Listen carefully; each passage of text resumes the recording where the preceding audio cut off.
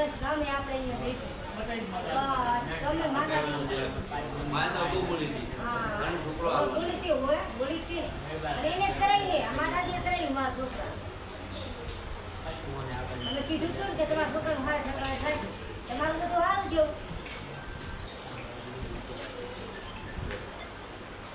આપણે વાઈ બેવાનું હવે હલો મજા મજા મજા મજા કરતી